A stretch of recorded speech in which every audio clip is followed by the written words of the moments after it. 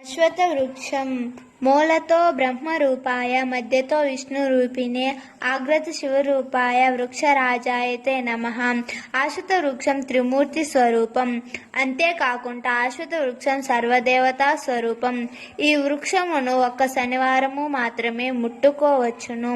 అమావాస్య నాడు ఈ అశ్వత్థ వృక్షానికి శక్తి కొలది అనగా 21 లేదా 108 ప్రదక్షిణలు చేసి పూజించిన సర్వాభిష్టం కలుగుతుంది. విష్ణు సహస్రనామం పఠిస్తూ ప్రదక్షిణ చేయవచ్చు. మౌనంగా ప్రదక్షిణ చేస్తే అమిత ఫలం లభిస్తుంది. ఉదక కుంభం తీసుకొని గర్భిణీ స్త్రీల మందగతితో ప్రదక్షిణ చేసినచో అశ్వమేధ యాగం చేసిన ఫలితం లభిస్తుంది.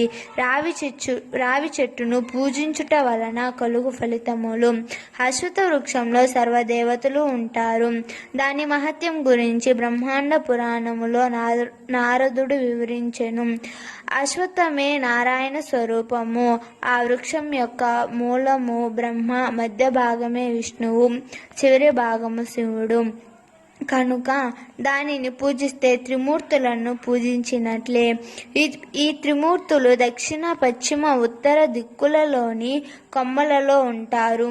తూర్పు దిక్కున గల కొమ్మలలో ఇంద్రాది దేవతలు, సప్త సముద్రాలు, అన్ని పుణ్యనదులు ఉంటాయి. దాని వేర్లలో మహర్షులు, గోబ్రాహ్మణులు, 4 వేదాలు ఉంటాయి. అశ్వత్థ వృక్షాన్ని ఆశ్రయించి అష్టవసువులు, ఏకాదశ రుద్రులు, ద్వాదశాధిపతులు, దిక్పాలకులు ఎల్లప్పుడూ ఉంటారు. అశ్వత్థ వృక్షం మూలములో అకారము, మానులో ఉకారము, అది ఇచ్చే పళ్ళలో మకారము వెరసి ఆ వృక్షమంతా ప్రణవ స్వరూపమే. అశ్వత్థ వృక్షం సాక్షాత్తు కల్పవృక్షము.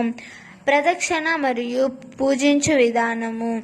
ముందుగా అశ్వత్థ వృక్షాన్ని దర్శించి దానిని చేతితో తాకి ఈ కింది అశ్వత్థ వృక్ష స్తోత్రమును పఠించాలి.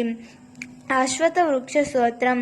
మూలతో బ్రహ్మరూపాయ మధ్యతో విష్ణురూపిణే అగ్రత శివరూపాయ వృక్షరాజాయతే నమః. అశ్వత్థ వృక్షం ప్రదక్షిణ చైత్ర, ఆషాఢ, పుష్య మాసాలలో చేయరాదు. గురు, శుక్రు, మౌఢ్యాలలో చేయరాదు. కృష్ణపక్షంలో అశ్వత్థ వృక్ష ప్రదక్షిణ ప్రారంభించరాదు. ఆది, సోమ, శుక్రవారాలలో, గ్రహణ మరియు సంక్రమణ సమయాల్లో, నిషిద్ధ సమయాల్లో రాత్రి భోజనము చేసి ఈ వృక్షాన్ని సేవించరాదు. మౌనంగా లేదా గురునామము లేదా నెమ్మదిగా ప్రదక్షిణలు చేయాలి. ప్రతి ప్రదక్షిణానికి ముందు అలాగే చివర అశ్వత్థ వృక్షానికి నమస్కరించాలి. అశ్వత్థ వృక్ష పూజా ఫలము. అశ్వత్థ వృక్షానికి 2 లక్షల ప్రదక్షిణాలు చేస్తే సర్వ పాపాలు నశించి 4 పురుషార్థాలు సిద్ధిస్తాయి. బిడ్డలు కలగాలన్న సంకల్పంతో ప్రదక్షిణలు చేస్తే తప్పక కలుగుతారు. శనివారం నాడు అశ్వత్థ వృక్షాన్ని చేతితో తాకి మహామృత్యుంజయ మంత్రమును జపిస్తే మృత్యు భయం పోతుంది.